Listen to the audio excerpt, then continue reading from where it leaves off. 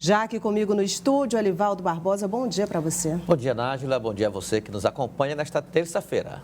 Orçamento secreto foi votado no STF e julgado como inconstitucional? Pois é, Nájila, o placar foi apertado, 6-5, mas orçamento chamado secreto ou pouco transparente, agora é algo do passado.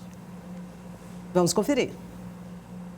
O ministro Ricardo Lewandowski, que na sexta-feira tinha se encontrado com o presidente do Senado, Rodrigo Pacheco, reconheceu o trabalho do Congresso para tentar deixar mais transparentes as chamadas emendas de relator, que ficaram conhecidas como orçamento secreto. Apesar dos esforços, o Congresso Nacional não conseguiu se adequar às exigências estabelecidas por essa Suprema Corte no que tange aos parâmetros constitucionais aos quais se devem enquadrar, enfim, todas essas iniciativas. Lewandowski votou pela inconstitucionalidade do orçamento secreto. O ministro considerou que não houve resposta a contento para identificar quem pediu e quem se beneficiou dos recursos e destacou que o projeto aprovado na sexta-feira pelo Congresso mantém a divisão desigual dos recursos. O relator do orçamento, Marcelo Castro, explica que com a decisão do STF sobram 19 bilhões e 400 milhões de reais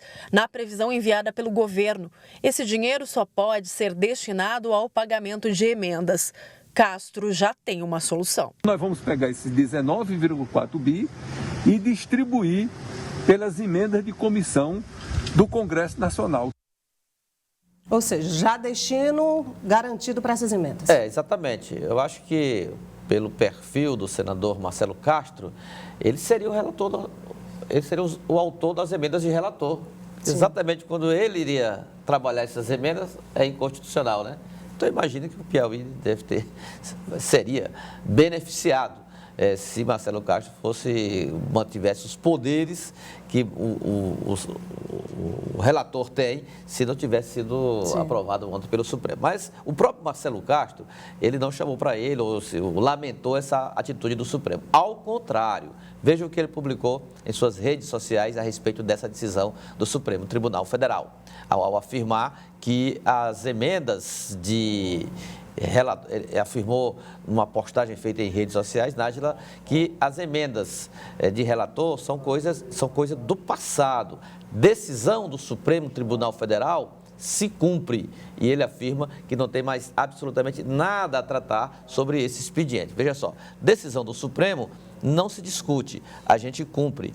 Emenda de relator é assunto do passado. No orçamento, os recursos dessas emendas, como ele disse agora há pouco na entrevista ao SBT, serão distribuídos para as chamadas emendas de comissão, cumprindo o que foi determinado pelo STF. Vamos em frente, foi o que disse logo após a decisão do Supremo Tribunal Federal. Porém, Nájila, essa situação não deixa de trazer, pela manifestação do presidente da Câmara, Arthur Lira, um certo desconforto do Centrão com o Supremo, pelo que considera uma interferência num assunto legislativo e até mesmo com a transição do governo federal, atribuindo hoje, por exemplo, os veículos de comunicação, está repercutindo que atribui até influência do presidente eleito Lula sobre essa decisão e depois ainda teve essa história da decisão monocrática do ministro Gilmar Mendes, que tirou do teto de gastos o Bolsa Família. Então, a Câmara, principalmente porque está lá a PEC da transição, sai um pouco chamuscada em relação a essa relação com o Supremo e com o governo de transição. Vamos saber se isso poderá gerar uma crise ou não. Acredito que não. A tendência é normalizar essa relação entre poderes e até mesmo na equipe que vai dirigir o país a partir do dia 1º de janeiro. É o que se espera, a estabilidade institucional que faz bem para a democracia. Orçamento secreto é virar a página, né? Como pouca disse ali transparência, o senador. Abuso, exagero, 19 bilhões de reais distribuídos sem ninguém saber nem para onde nem quem faz essa distribuição.